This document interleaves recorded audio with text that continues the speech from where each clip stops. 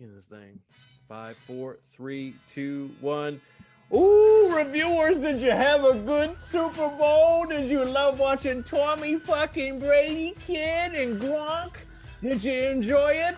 I wonder. Oh my God, honestly, Benny. I wonder how the people of the great New England area felt. Oh yes. Oh, I wonder how they felt, bro. I need to know. I need to speak with somebody who is an avid Patriots fan. I need to speak with you. I need to hear how the people of the greater Northeast, right, feel. Northeast. The whole Northeast feel about what happened on Sunday evening.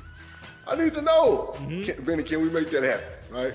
Can we put a poll up? Can we put a poll up? New Englanders, tell us how you feel. Really, how do you feel? And it needs to be this picture. How do you feel? That's a thumbnail for this episode. Damn it, tell us how you listen, I guarantee. How do you feel? I guarantee that they're happy for Brady and they're looking at Belichick like, bruh, we've been here before when Tom was not available and you did all right, but you didn't do that. All right. And here's the irony. They may circle back fucking full circle and get Jimmy G back the way this shit's going. So, you know, Belichick will get his wish. The quarterback carousel is as weird as you can possibly imagine. If you follow us on Instagram, guys, go to our story right now in the next 12 hours. And something from Bleacher Report that I found that was unreal. And it's all about the quarterback carousel. It's animated. It's funny as shit. Very well done. Extremely well done. Check it out right now. Well, look, and you can follow us for more good shit at JB and Benny Blue. This is episode 172 of the JB and Benny Blue Review podcast. However you are listening, however you are watching, thank you. And if you're listening, make sure to subscribe. If you're on Apple Podcasts, give us a 5-star rating and review. And if you're watching us on YouTube, hit that subscribe, man. We just dropped some reaction videos. We got, of course, more hog talk, all that stuff. We're going to be talking about the Super Bowl and, of course, who is the winner of Savage Picks. Oh, a long COVID season's coming to an end. We'll get to that at the end. At some point, JB will be delivering a new hog talk, breaking down the Super Bowl. Because a lot of that game... Them hogs, a lot of that game was decided in the trenches, and we cover that all in the second half. Shout out to Tampa Bay O-line, man. Whew. Nasty, mean. I love it. The best. So we're going to cover all that, the breakdown of the game, and more there in the second half of this episode. But Foist, you know, we're bringing back a popular segment because there are many things happening in the world of the NFL, NBA, life, and more. And there's only one way to really break it down accurately, and that is in a new edition of JB's patented You With It or Not. Pow! All right, we got 5 hot topics for JB to tell us his thoughts. Pow. All right, so starting with your beloved Birdgang, that is the Arizona Cardinals. All right, look, the rumor mill's heating up again with old Pat P, and according to sources, maybe directly from Pat P, the idea of the Cardinals and him parting ways is considered a, quote, dirty rumor. So, Dr. Bridges, Birdgang alumni. Dirty mouth? Dirty mouth. So, Pat, listen, JB, they've been talking about this shit with Pat P.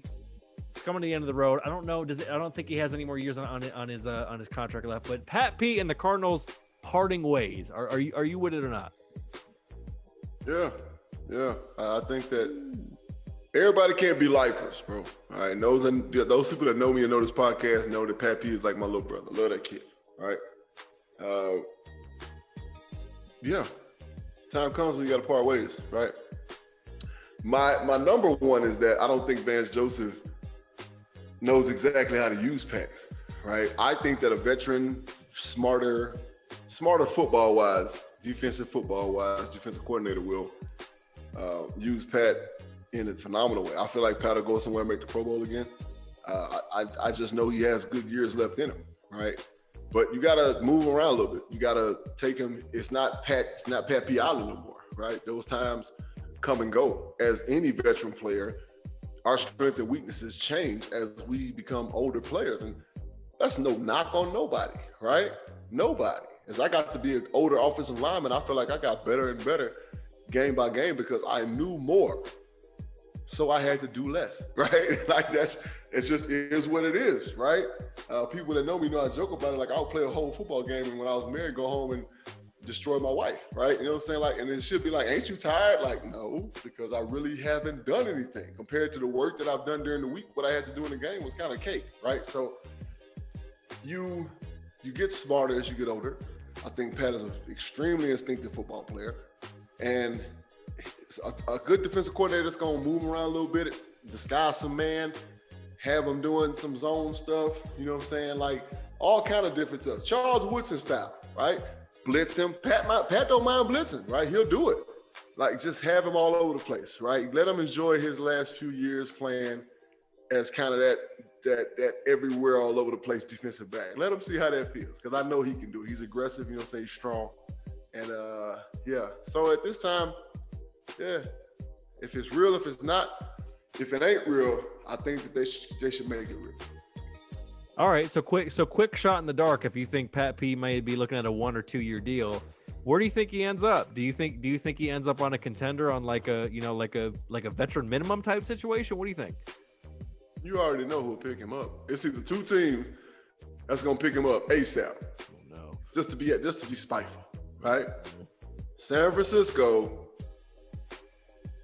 and LA. You already know. Like that's how they operate. Let Pat become a free agent, bona fide free agent. I guarantee LA or San Francisco is gonna give him a deal. Be like, come on, man, you good. We got you. They didn't want you, dog. We got you, bro. We got you, bro. All right. That's you kind of read my mind on that one, because that may be a possibility, depending on as the old CF around this podcast, cat friendly. So we'll see about that. Yes, sir. Now, speaking of other cats who want to be on the move voluntarily, Dr. Bridges. Oh, he was once the pride and joy, the apple of their eye, and my God, he wants to get out of town because they have a new beauty and shining diamond at the position.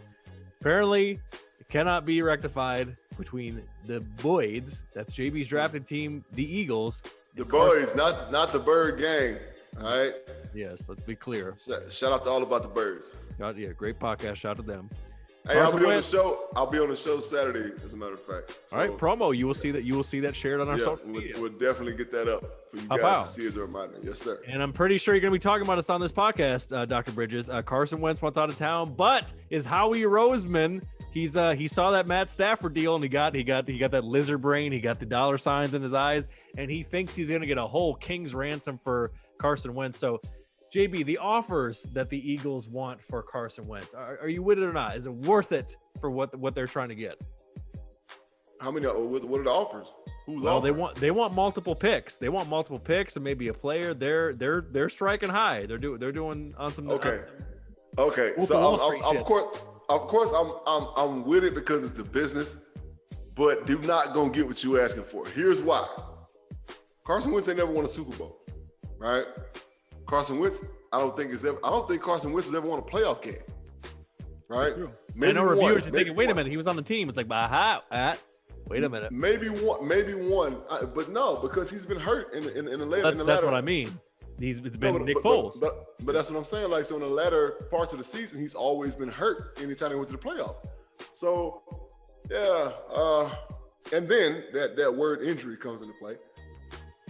You're not going to get what you want for him, right? This is what, his fifth season coming up? Something like that, because the first year of this podcast, when we did our draft episode, him and Goff got drafted 2016. Okay, so yeah, so this will be his fourth year, right? This is fourth year in the NFL. Got that contract too.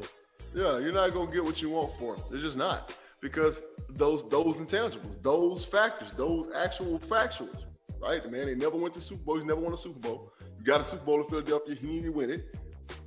Playoffs, he's never played a playoff game, and he's been hurt more than he's been healthy. So it's like, nah, you're not gonna get what you want. Yeah, you can try.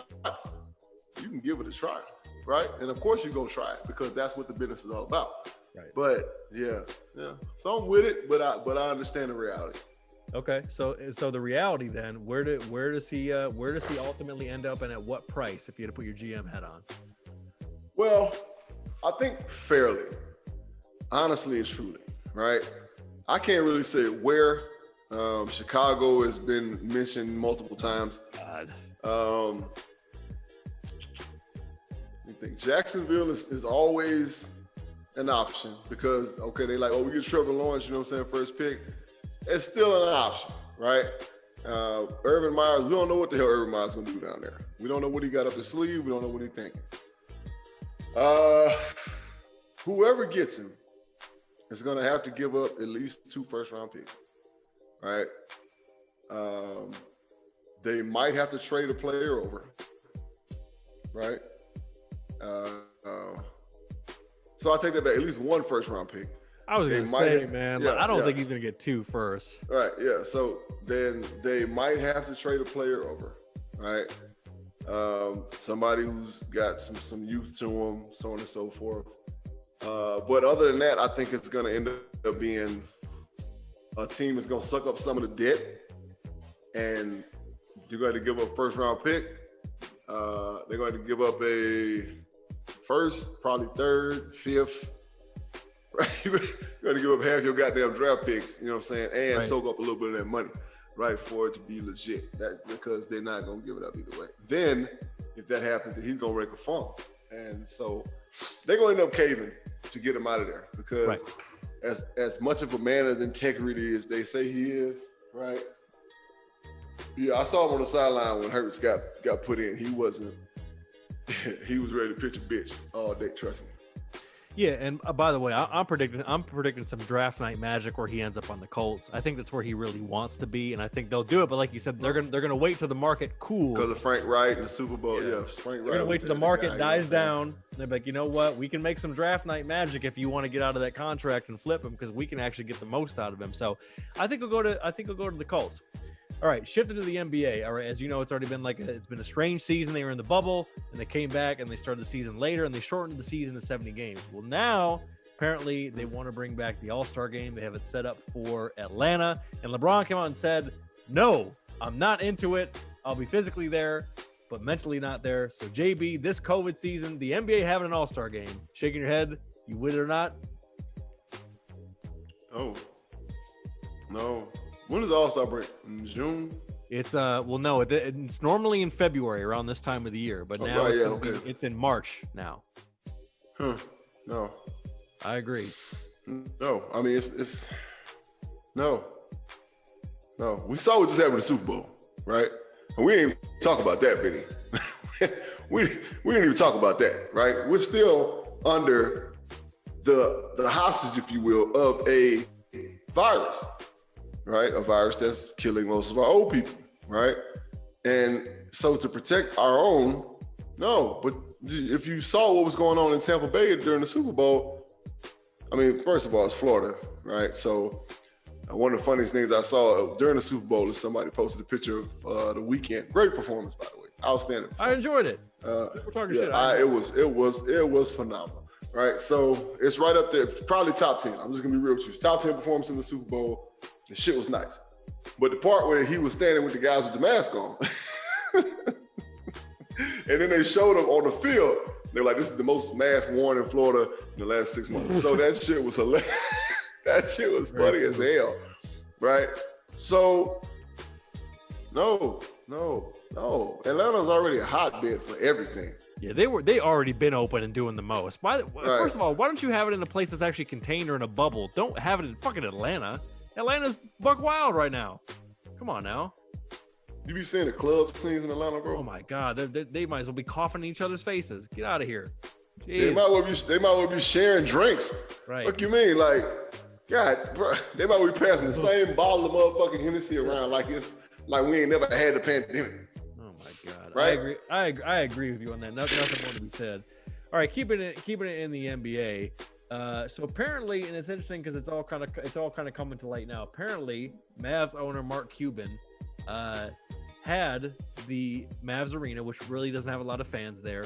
They had stopped playing the national anthem, and he's kind of ushering this an idea. And there really isn't, if you do your research, there really isn't any legitimate reason why we play the national anthem before sporting events.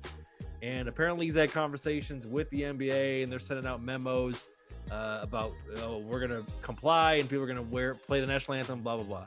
But the Mavs and Mark Cuban are kind of he's on interviews talking about, you know, recognizing, you know, the need for change and social justice. So JB, the movement of not playing the national anthem before sporting events, are you with it or not? Yeah. I mean, don't get me wrong, right? As a player, it's kind of routine, right? You hear the national anthem, it's time to reflect. Mind right, yeah. Really hone in. I cry. I have to literally, when I'm in a group of people, or if I'm watching the game with a bunch of people, I have to go away when the national anthem is on because I cry because I think about all the shit that's got me to this point, right? And it overwhelms me. It moves me. God damn it, and I'll still knock your ass out, right? So look, say prerogative, bro. I mean, I'm not gonna say do away with it. It does have some, the whole national anthem is some racist ass shit. Yeah, the whole, be clear, reviewers, the entire, not the abridged. The entire national anthem, if you ever listened to or saw the words of the entire national anthem, that's some racist ass shit. But I mean, it's, you should have free reign to say, okay, I'm gonna honor it or I'm not gonna honor it. Like, play it, right? Excuse me. Excuse me. Play it. I mean, that's a spirit. Get in you. Play it, right? But you should have free reign as an American to say, I'm cool on that. All right. I'm cool on that. So yeah, we're good. They cool. Let them do their thing. I ain't tripping at all. Good perspective. And finally, JB, you know that we always end this segment with something random as hell, some bullshit, and something fucked up. So there was a young lady who got it in her mind to use a product that I've actually used recently. I had to do some sealing and taking care of some leaks and stuff like that, and that sort of thing. A woman got the idea, and listen, I date a black woman. Shout out to all the black women. I understand that your process for your hair is just, there's nobody can understand it but you. Okay, nobody's gonna take anything away from that. A woman by the name of Tessica Brown allegedly put Gorilla Glue in her hair and now has a rock solid head of hair or braid or something like that. And now she has come out to LA to a plastic surgeon to get an operation to do something with her. She matted her hair down and she put God damn it, she put Gorilla Glue in her hair. JB, we're all for people looking their best, but putting Gorilla Glue in your hair, you with it or not?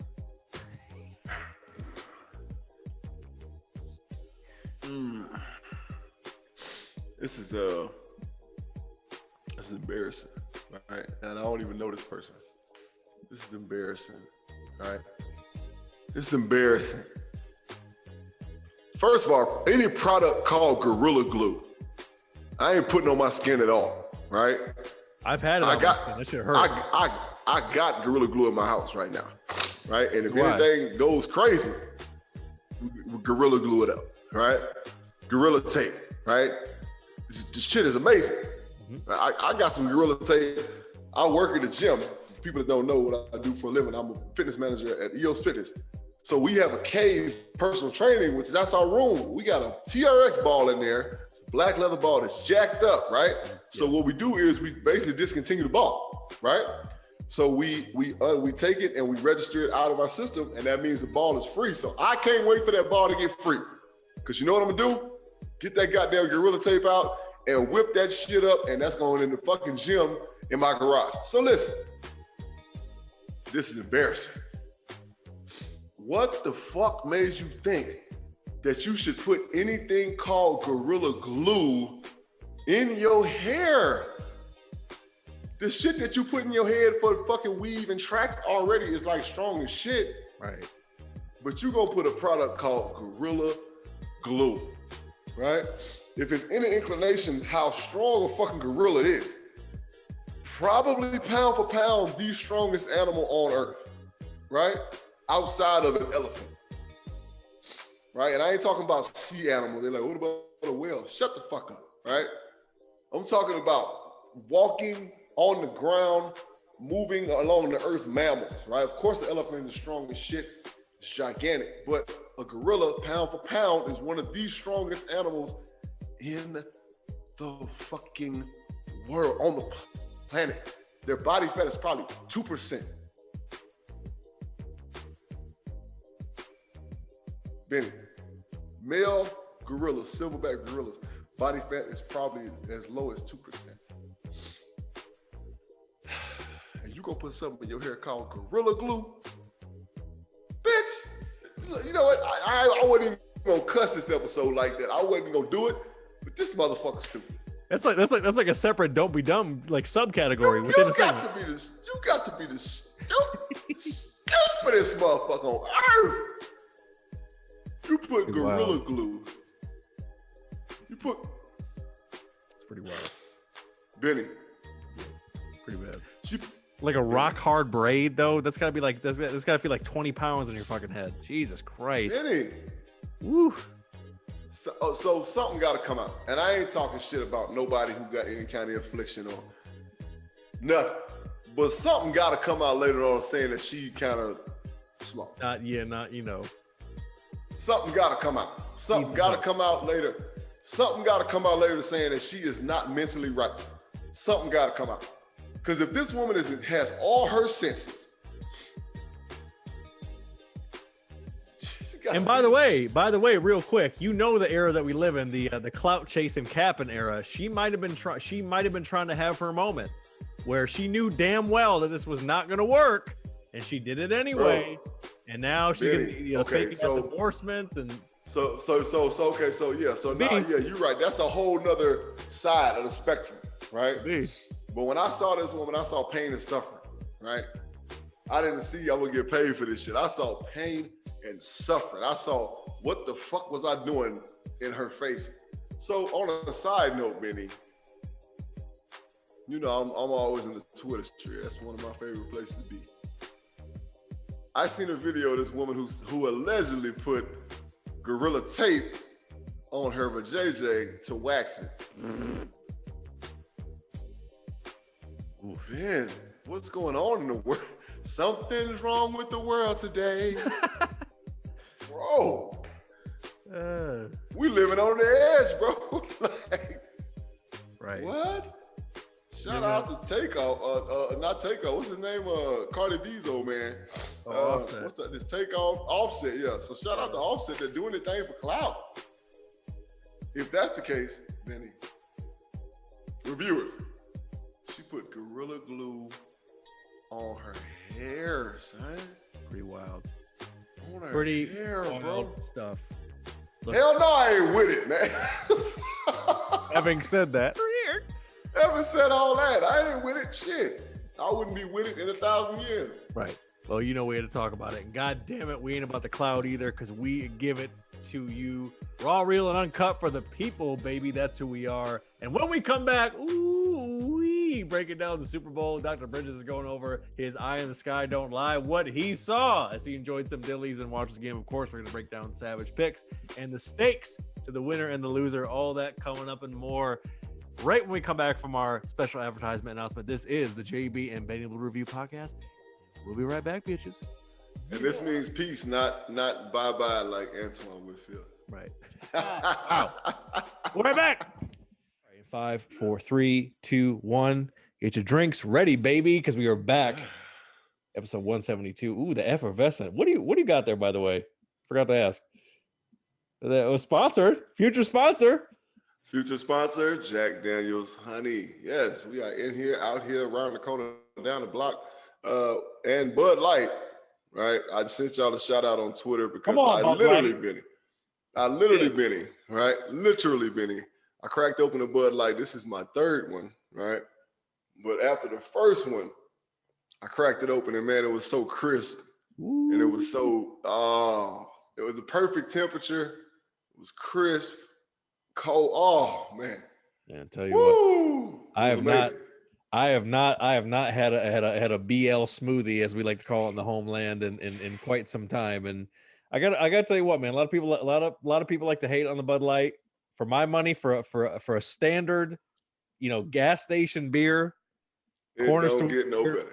grocery store beer, it's pretty all right.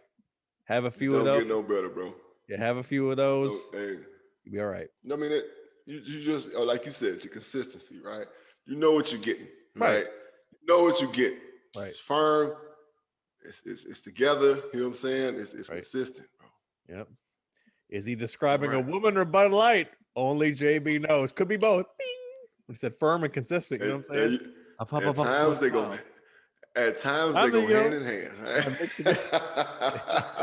on a Friday night, they might mix together. On a Friday night, it might just be all right. Yep. All right, look, episode 172. We are back. Of course, we got to talk about we got to talk about the game, man. It was a strange set of circumstances given the world that we live in, but Super Bowl 55. Mm-hmm. Super Bowl 55. The first time, as JB knows, in NFL history that a team hosted a Super Bowl. It was actually a home team for the Super Bowl. As you reviewers know, you see both their end zones, which they still did, but Tampa was home. Tom Brady got to sleep in his bed and drive to the stadium. Talk about a perk of the game. So, as you saw in our live, JB picked the Chiefs, I picked the Bucks, and oh boy, were the Bucks rolling. They got it done 31-9. So we talked in our padded production meeting, but JB, just your eye, Coach GM Bridges, what were the keys? What did you see? We talked about it a little bit in terms of the surge of the D line versus the O line of the Chiefs, lack of execution. But what did you see? Break it down. Break down the film for us. Well, as we talked about in our padded production meeting, I tweeted a GIF from one of our favorite movies on the review, The Players Club, right, where the character Diamond confronts the character Ronnie in the strip club locker room about the fact that Diamond's cousin had been raped at Ronnie's brother's party. And she walked up to her after the door closed and she gave her the finger. And her exact words was, "I'm gonna beat your motherfucking ass," right? So basically, that's what Tampa Bay came out and told Kansas City from the dribble, right? "I'm gonna beat your motherfucking ass." It was a wash, right? And honestly, to be honest, as we spoke during our production meeting, I think the outcome would have been the same with a tighter margin of score, if you will. Like, it would have been a tighter game. It would have been a more exciting game. It would have been a more competitive game if Kansas City would have made those plays that were there to be made. Let's just be honest with you, Patrick Mahomes, hats off to you. You're not a legend. I don't care what ESPN says. You only won one Super Bowl. Sorry. You know what I'm saying? You got a lot of work to do. You got a lot of football to play. So I'm not calling you a legend yet, but you're an elite player in this league. And man, did you play your fucking ass off, bro. And hats off to you. Speedy recovery and that surgery, man. But if the plays were made, right, who knows what would have happened, right, if the plays were made. And this is just KC's fault, right? Because after that goal line stance, I was like, ooh, we got a game, right? It's going to be a game now. They're going to go down and score. It's going to make it 10-10. Man, we're going to be all in. It's going to be fun to watch. Bam. The referees, Benny, right? I don't get it, bro. 150 yards, bro. 150 yards of penalties against the Kansas City Chiefs. Now, some of them were self-induced, but those ticky-tack defensive holding calls, the one on the interception that was 30 yards away from the play, like, come on, man. I know referees watch film on teams that they're flaws, right? The things that are kind of ticky-tack or the things that are right there on edge, right? But you can't go, it seemed like they went into a game with a bias saying, oh, we're not letting none of that slide today. And it made it weird to watch, right? It make you scratch your head. Yeah, Tom Brady just did a phenomenal feat. Probably will never be done again in the NFL. He has 7 Super Bowl rings, right? And not only 7 Super Bowl rings, he has 7 Super Bowl rings with 2 teams, right? So that means the team that he was with, he had great success, of course, with the Patriots, and he went to Tampa Bay, and happened what happened, right? So, I mean, I enjoyed the physical aspect of it. I enjoyed watching that defense of Tampa Bay. Shout out to Todd Bowles. And somebody earlier, I was at work, and they were like, man, I ain't seen this defensive line play that aggressive since the last time Tampa Bay was in the Super Bowl, right? You know what I'm saying? Warren Sapp and Simeon Rice and like, you know what I'm saying? Like these cats that were playing for them. I mean, whoa, man, was that defense nasty and aggressive with the great Derrick Brooks at linebacker, reminiscent of a young Devin White. Like, woo. Yep. It was rough, man. Tiki Barber, you know what I'm saying? And all the defensive backs that were just hawking the ball and playing so disciplined. Yeah, man, looked like deja fucking vu. Weird, right? But take away the penalties, and you got a good game, I believe. Right? I believe you got a real good game. I believe Tampa Bay still would have won it, because I believe they would have won it late with the physicality, and it would have ended up being a 10-point margin, I believe anyway. But yeah, that's pretty much the gist of it, man, what my eyes saw. Shout out to AB. Man, that man been stabbed, cut, disemboweled, fucking burned at the stake, and caught a touchdown in the Super Bowl, and now he has a Super Bowl ring. Is this his second one? He didn't win with Pittsburgh, did he? No. Nope. Yeah, so he got his first ring after being with the team for so long and all the things that he went through, a lot self-induced. But either way it goes, this is a story of triumph, right? It's a story of humbling himself and disciplining himself and having a great supporting cast and coming back and doing what he loves to do, even though he had to take a back seat, right? So shout out to that dude, Gronk, coming back from a year of football, missing it, getting healthy, doing Gronk things, 2 tubs, and the great ageist one, seems like Tom Brady, just slinging that thing around like a little kid in the backyard, bro. And he'll be back next year. We know he will. He said he want to play when he's 45. Damn it, he probably will. Mm-hmm. Yeah, I mean, well. Oh, can't forget old playoff Lenny. All right, old Leonard Fournette. Lenny. Man, look, I wouldn't want to tackle that booger. But in saying that, Benny, shout out to defensive backs of the Kansas City Chiefs. Them motherfuckers wasn't backing down for shit. I'm talking about they was coming up rapping his ass, and that's a whole lot to hit. But they was not backing down. I seen Breland lay it to him a couple times. Pop, just like laying on the line. It's the Super Bowl. Man, we got to get this win. So shout out to the Kansas City defense. They did what they could, you know what I'm saying? But I just enjoyed the physicality of the game. It was that. It was truly a physical. Yeah, and you know what? What I enjoyed, and as I was telling you, our had a production meeting, I know the casual viewer, as the Super Bowl attracts, and in normal years when we're having parties, you may be mingling, trying to, get a number, trying to get extra, plate of wings or whatever when the game is trash. But to be honest, I enjoyed it, and I kind of enjoyed it because, JB, you said a key word there when we were talking offline, is you mentioned it's kind of the vigilante, where you had all these guys come together to get the rings. Normally, as you know, JB, that kind of has a negative connotation, like someone's quote unquote ring chasing. But what I enjoyed about it is you had guys like AB, who we've been righteously critical of because he has played himself, put a quarter in the ass because he played himself. But you have guys like Leonard Fournette, who just a few years ago, go to our YouTube channel, see a reaction video, was on an AFC Championship Jaguars team. They got the whole thing. Yes. He said AFC Championship Jaguars team. Jaguars Championship. That shit don't really go, but he said it, yeah. And they played the Patriots. And he ends up getting released. And he signs there. I mean, Lord knows he played. He had his heat when he played for my Kitties. He goes there. JPP goddamn blew off his fingers in a fireworks accident. He ends up there. Literally something to that effect. That's exactly how his fingers and hand look. Throwing up unintentional gang signs and shit. You know what I mean? Like, and it's shot like in hoods and shit. Right, but see that's what I love about it. It's those type of guys. And JB, my favorite thing about it is it really proved that.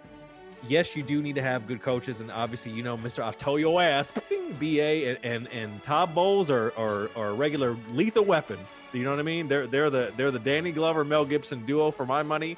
But Brady proved with this one that it's bigger than you having the Belichick and the Patriot way and all that stuff and all that stuff. Man, he proved that if you have the right player who's the right leader, you can get those type of guys to buy in. And that's what he did, because as you've been crediting, even going back to the conference round, man, that defense was really doing a lot. And of course, Brady kind of puts it over the top, but that's what I love. They were hungry, they had the execution, they took advantage of the Chiefs' weaknesses. And be honest, I was kind of disappointed a little bit in Andy and Eric Bieniemy, because I don't feel like they number one, made the adjustments, and I don't really feel like that they also, I don't think they recognized the holes in the ship quick enough to make adjustments to cover for that surge by the front four, or what wasn't working. Because let's be honest, like Pat was making plays in the first half with his feet, but by the second half, this dude was like inches off the ground and still throwing it to the end zone. What did you see from the Chiefs as far as like what they did or didn't do with like adjustments? They didn't run the ball enough, right? Sometimes when you run the ball, like running the ball is like, it's like cleaning up your house on Sunday, right? You know it's not going to be pretty. You know it's not going to be fun, right? But man, towards the end when you're almost done, you start to groove a little bit when you're vacuuming, and all of a sudden it's done, right? It's over. And you can walk around that bitch and be like, yes, clean house. That's the run game, right? We go hit. Some of them gonna be 2, some of them gonna be 6, some of them gonna be -1, some of them gonna be 13, some of them gonna be 4, right? But when you look at the stats at the end of the game and you got 170 yards rushing, you're like, where the fuck did that come from? It's gonna open up different things, right? Todd Bowles, he had a hell of a plan, right? And shout out to the defense of Tampa Bay because they executed it to a T. The enemy and Andy were befuddled, stumped. They didn't know what to do, right? And I don't really think it's that they didn't know what to do, Benny, because the plays were there. They couldn't stop. The plays were there, bro.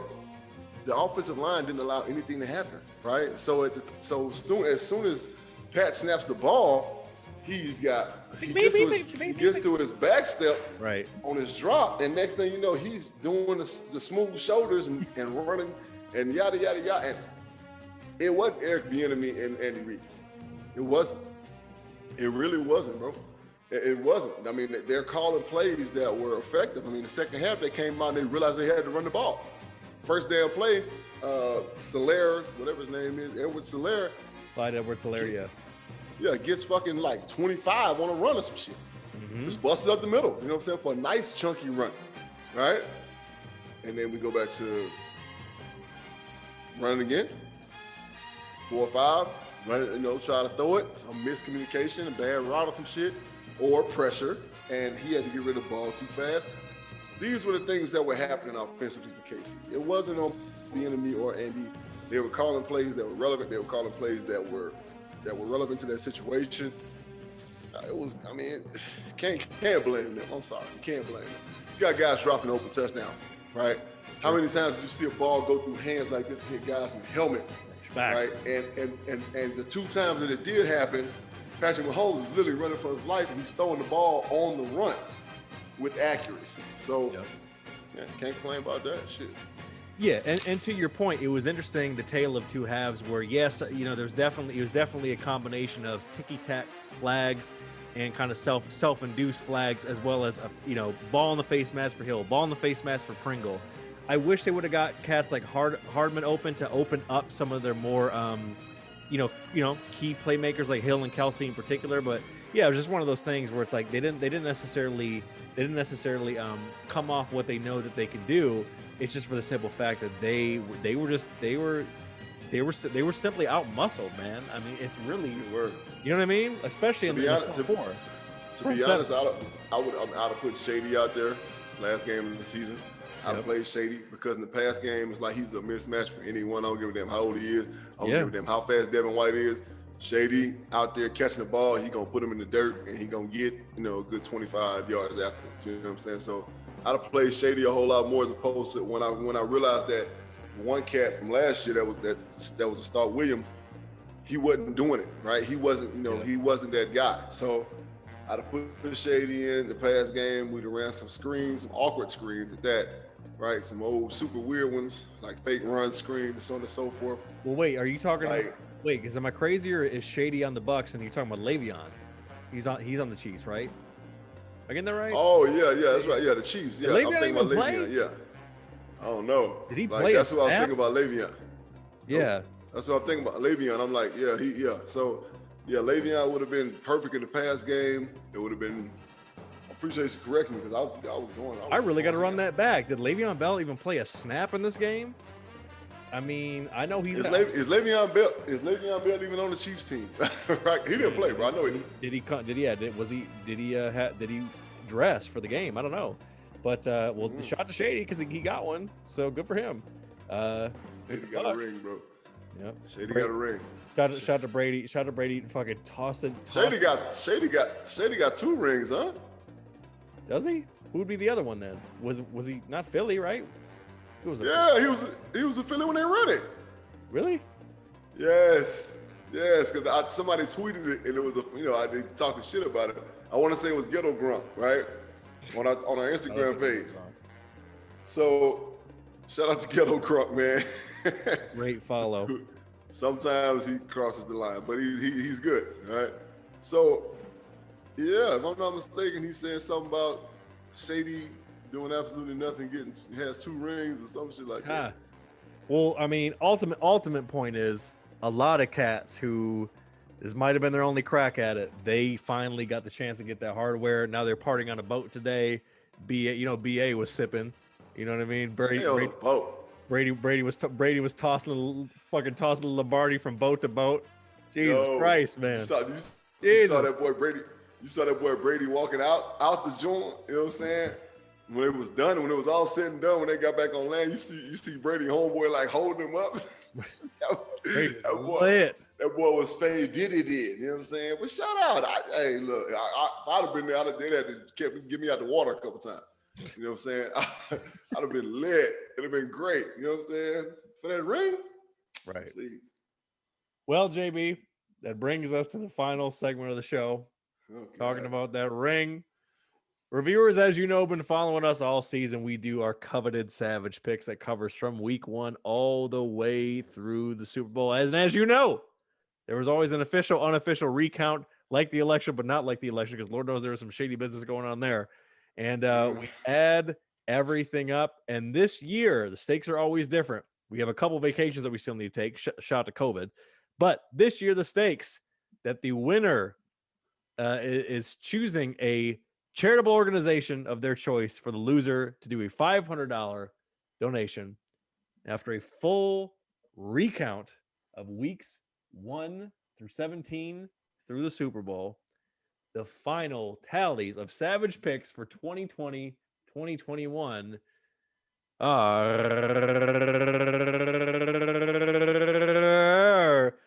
JB had 161, 106, and 1. But yours truly came victorious at 182, 85, and 1.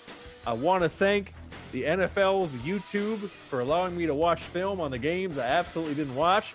I want to thank the Browns for actually getting some of these right. I want to thank my kiddies for tricking a lot of them off. I also want to thank the Steelers and Chiefs for having good regular seasons and then realizing that the Steelers are bogus. I was calling that in many episodes, and I felt pretty good about my picks. I took the lead. JB never held the lead the entire time. We either tied or I had the lead. I started opening up around week 8, and then I blew the doors off because JB was taking a bunch of big swings in week 11. I was taking a shitload of risk. You're taking several risks. You picked the Jets a couple times. The Bengals. There were a couple in there. Oh yeah, I was fishing. I was fishing for it, trying to get the momentum to swing, but it just wouldn't swing. Yep. So I appreciate the NFL's YouTube. I appreciate Pro Football Focus for letting me look at stats here and there, make sure I wasn't crazy with some of these picks. Shout out to my bookie for allowing me to win some bets. That was good times as well. And without further ado, we'll be posting this here when JB is ready to make his donation. JB will be making a $500 donation to a wonderful organization that we already regularly support. It is called Base Arizona. It's the Black Alliance Social and Empowerment. They do great things there in the desert. JB's constantly posting their events and their community get-togethers on our Instagram story. Be there Friday night, this Friday night, Food Truck Friday, y'all listening. Food Truck, that was on their story. Follow them at Base Arizona, BASE Arizona. And they are actually, one of their leaders is our future guest, shout out to Keisha, who was the winner of the NFL.com JB for the People Fantasy League. who will Keisha be on to Beach. claim her victory. One day, I guess. One day, I guess. Keisha probably about an hour before we started the show with no reply. So, right. She's a very busy woman, bro. I try to tell you, but Keisha Beach, friend of mine, congratulations. All right. AZZ was the name of the team, and they got it done. All right. But hook or by crook, they got it done. So look. By not paying attention is all they're going to do, maybe. Allegedly. All right. Just saying. By default, maybe. You don't know. Right. But yeah, man, shout out to you, sir. I mean, hey, I'll be proud to make that donation. All right. Oh shit, I'll be even prouder when my guy can get out here and attend some of these events. You know what I'm saying? Yeah. We have going on. You know what I'm saying? As far as the base, right? That old base AZ. Yep. We love everybody. And when I post it, like we have Food Truck Friday coming up for Black History Month. We're having it every Friday. But it's usually it's at the end of the month, right? So we're doing it every Friday this month. So tapping with Base Arizona, that's where the donation will be made, and maybe just maybe JB that'll lure young Keisha to finally pencil us in to join this illustrious podcast. Shout out to you, Keisha. So you got 500 smackers coming at a date of JB's choosing, but we will in the meantime we will continue to promote that. So there it is, man. Savage picks. It's been a crazy season. I wish JB and I could have been together for some of it, at least gone to one or two games. My Kitties and the Birdgang play again, although it's going to be in Detroit, so it may be a good time to take our asses out to Ford Field next year to switch it up. I'm with it. If I ain't coaching for a team in the NFL. Right. Well, God willing. Yeah, God. Pardon me. And by the way, speaking of trips, Kitties, it's gonna be an intriguing matchup. The Kitties play the Rams in LA. Ooh, Goff versus Stafford. You better come out for that, sir. I will gladly purchase tickets for that. I'm out here, man. What you mean? I'm out there. I will gladly purchase non-nosebleed section tickets for that one. I'm at the new SoFi Stadium, so we'll be in the flesh. Don't worry about it. You'll see the review in these streets. And other than that, man. Oh, also, real quick, as we announce this donation, we will be selecting and announcing the winner of the merch giveaway. I saw a few of you have already done it. I've confirmed it on our Apple podcast. Shout out to you for the 5-star reviews. I know a lot of podcasts say that shit, but you do need to understand that shit really helps because it does get you in front of more people. So we appreciate it, man. And when we ask you, a lot of you guys really heed the call, both online and offline. So we appreciate that. And that's it, man. I'm done. JB, any final thoughts before getting up out of here? Man, just keep loving, man. We getting towards the end of this thing, this whole COVID situation. We got more people getting the vaccine.